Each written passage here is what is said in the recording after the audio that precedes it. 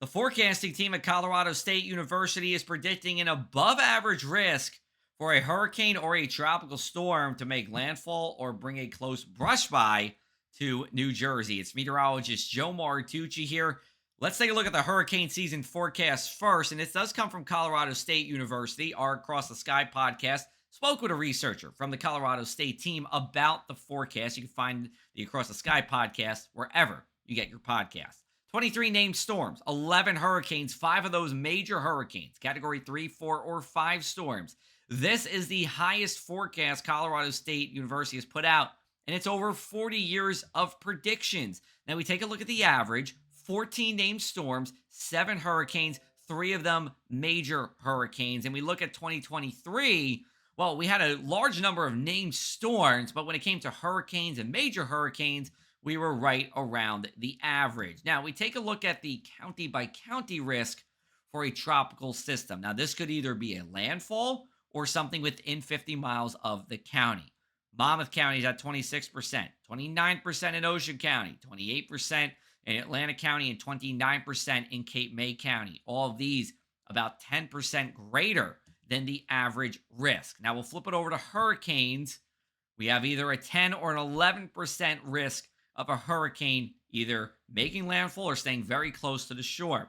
Now, this is still just a 1 in 10 risk, but it is greater than the average of 6 or 7%. We always have to stay vigilant and prepare just in case we do get into a tropical storm or hurricane situation. And remember, the last landfalling hurricane in New Jersey was the Vagabond Storm, just after the turn of the 19th century into the 20th century in the 1900s, where it made landfall in Atlantic City. Sandy was not a hurricane at landfall. It was a post-tropical cyclone. Here's a look at our water temperatures. Everywhere south of this white line is warm enough to sustain a hurricane just based on the water temperatures alone. Now, throughout the first couple months of the year, these water temperatures in the main development region, east of the Antilles, west of Africa, have been well above average. In fact, at some point in times, it has been as warm as an average July in these regions. So we are plenty warm with our ocean temperatures, and waters will only continue to warm as we go forward into the spring. Now, let's take a look at what's happening in the Pacific Ocean, because this is crucial, whether we're in an El Nino or a La Nina. We see a lot of these warmer colors for now, but some blues are popping up on this map, and eventually we're going to transition from an El Nino into a La Nina here.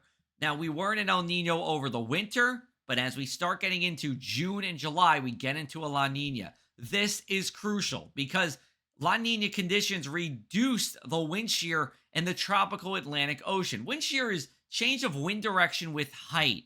And when you weaken the wind shear, it's more favorable for hurricanes. Of course, these tropical cyclones are ferocious beasts, but they do prefer calm, warm surroundings to strengthen and maintain its strength as they move closer from Africa towards the Antilles and into possibly the United States. Now, here's a look at our 2024 hurricane names for the Atlantic Hurricane Basin.